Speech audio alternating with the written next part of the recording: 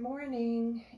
It's Lori from Lori's Living the Tasty Life, and my new business name, Simple Delights Baking.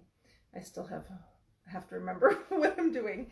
So I have today off of work, so of course, what else am I doing? Baking. So I am making, for the first time, I haven't made this recipe ever, a Pane Bianco bread, which is essentially just a lovely soft dough, which I'm going to show you rolled out, with sun-dried tomatoes, fresh Italian herbs, garlic, and some cheese. And then I'm going to I'll show you the technique that I'm going to use to put this all together. And yeah, let's have some fun in the kitchen today. So anyway, I am using just some flour. I've already made my dough, and it's done the double rise. So that is what I'm going to work with. Hope everybody's having a great Monday. Looks like it's going to be kind of sunny today, so hopefully I'm going to be able to get out there after my bread is risen a second time and walk my dog and just enjoy the day. So I hope you all have a fabulous day planned as well. So this is my risen dough. This is the fun part. Punch it down. You're going to deflate the air out of the dough. And then this dough is very pliable. So it's a very soft dough. It does have eggs in it. It has some milk in it. So it's got all that stuff in it. It's got olive oil in it. And of course, it's a yeasted dough. So I let it rise. My kitchen was kind of cold this morning, so this has probably been it took abnormally long. Usually my kitchen's quite warm for it to rise.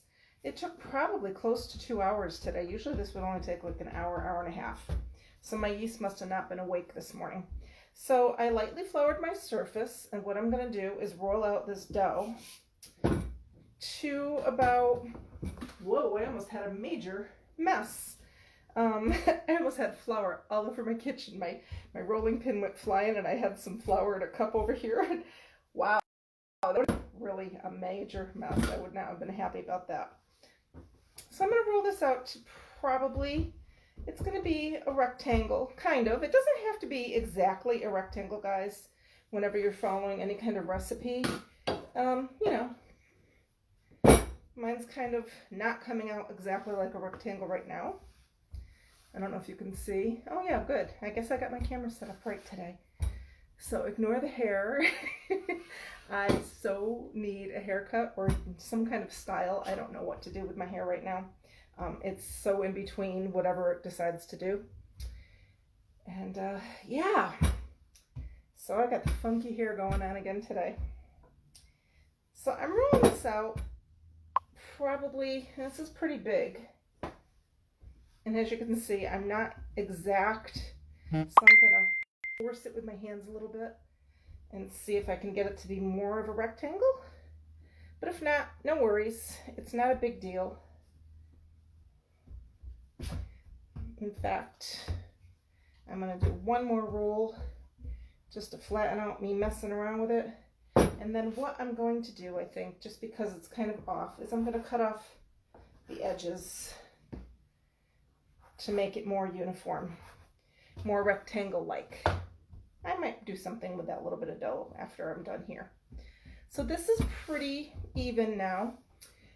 Next up is I am going to take some Parmesan cheese and some garlic.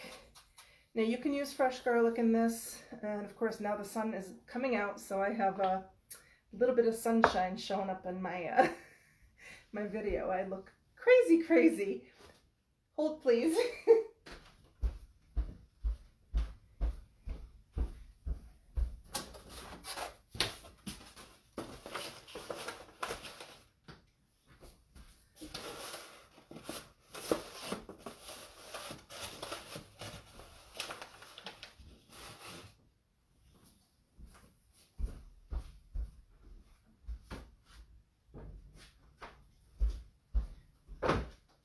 Sorry about that. That's a little bit better. Sun's still there, but it's not as bad. Sorry, I had to walk away for a moment there. I am going to take a little bit of olive oil and I'm going to just drizzle some olive oil over the dough because this is what's going to hold my ingredients down to the dough. And I am going to rub it just with my hands. Don't be afraid. All over my dough. I'm going to stay away from the edges because I need my dough to seal. So I stayed probably about 1/4 inch to 1/2 inch away from the edges of the dough. And I'm cheating today because I didn't feel like chopping garlic. So I'm using some of my Wild Tree seasoning, my Garlic Galore seasoning, which I love this seasoning. It's got a lot of garlic. It's hence the name, but it's really, I use it all the time for all kinds of things. I use it in a lot of my breads that I make and I just love it. My other one is, so I chopped up with kitchen shears, some sun-dried tomatoes. So if you're using sun-dried tomatoes and they're in like an oil, make sure you pat them dry before you decide to chop. So I'm going to sprinkle probably, you know, I'm not a measurer. I'm going to say about a 1/4 cup of chopped up sun-dried tomatoes. And I kept them in pretty good chunks. And I'm going to spread those evenly around my dough.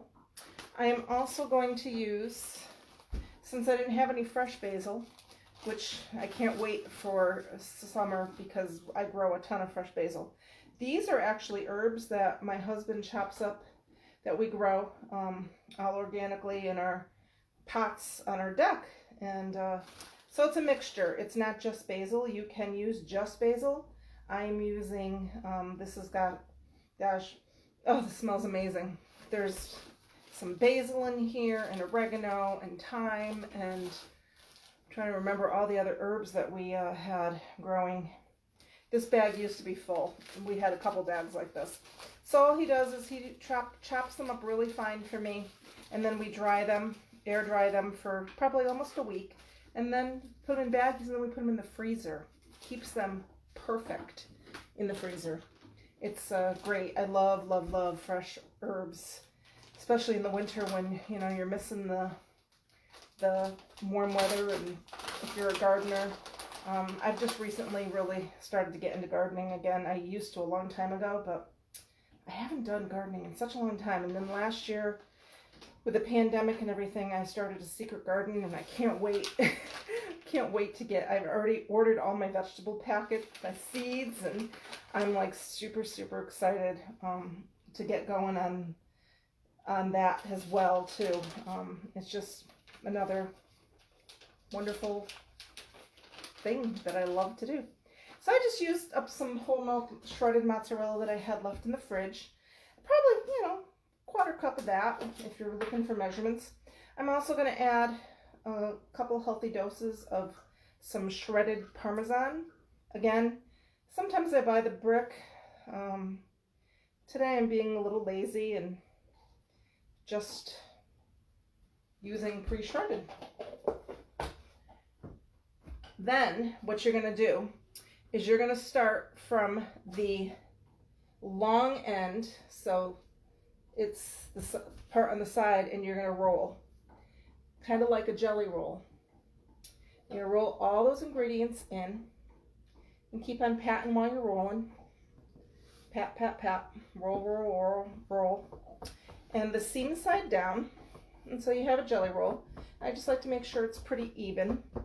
And then what I'm going to do is tuck under both ends and really pinch them well to be closed because I don't want all my ingredients to come flying out.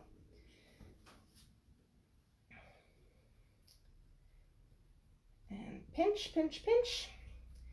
And the next thing I'm going to do is measure my pan because I think, well, I'm actually going to be making this. So I pre-oiled a pan. I'm actually using one of my old cast iron pizza pans that I had picked up at a rummage sale years and years ago.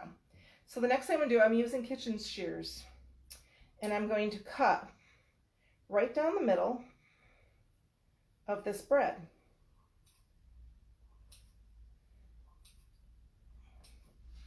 And it doesn't have to be fancy. And yeah, you might lose a few ingredients, but that's okay.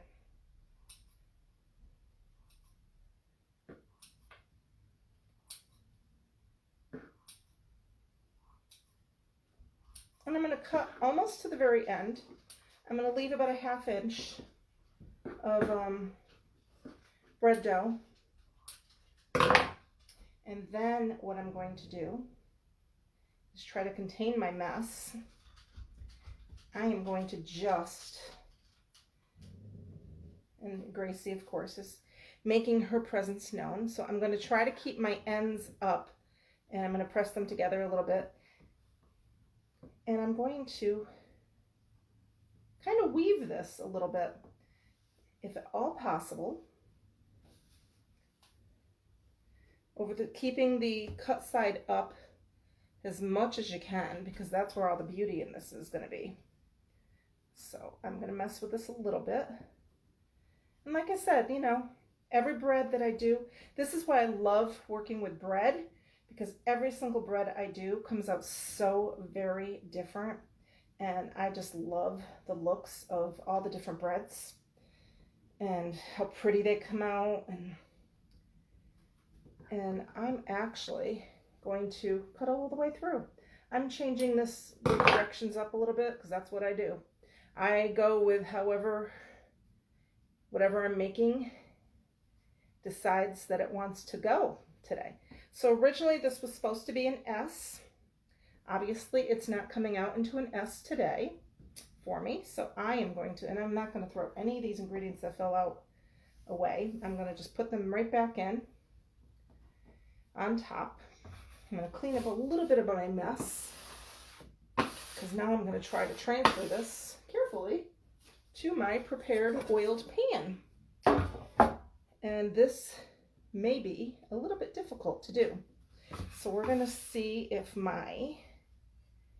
yes, I think this might work like this. And I might have to fix it a little bit. Nope, we're good. Look at that. Put more of my ingredients in.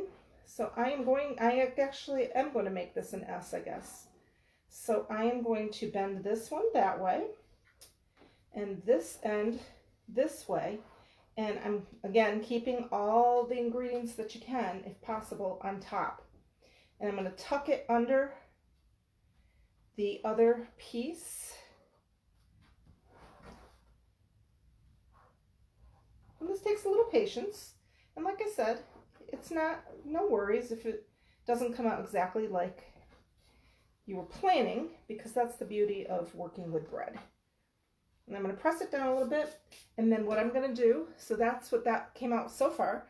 I'm going to let this rise for another 45 minutes, 45 to 60, and because it seems like it's starting to warm up in my kitchen a little bit.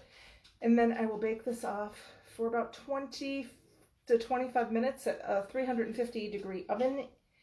Then we will have a Pane Bianco bread. So again, you can use whatever fillings you want. Spinach and cheese would be excellent in this. If you're using spinach, just make sure you squeeze out the water really, really well after you cook it. Don't use fresh.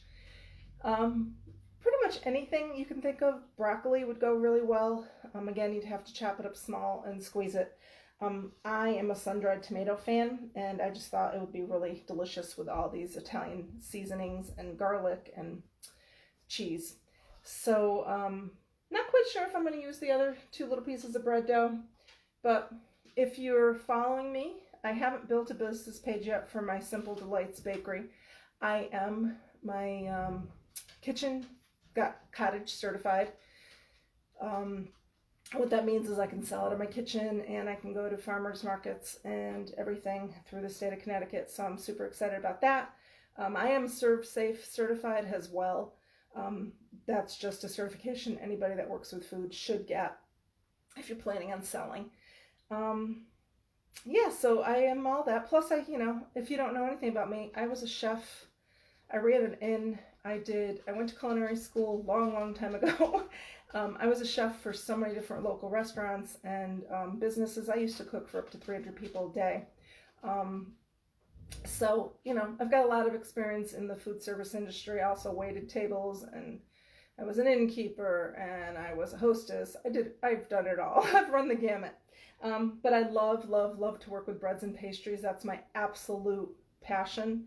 And my sidekick Gracie, who you can probably hear growling every once in a while, because it's also garbage truck day, and she hears all these trucks and all these noises going around in the neighborhood, so she's not very happy about that. So she just lets me know. Anyway, have a great Monday. I will post pictures when this comes out of the oven, so you can see the finished product before we dive into it and eat it. It's probably going to be my lunch with my son and whoever. Have a great day, and cheers. Take care.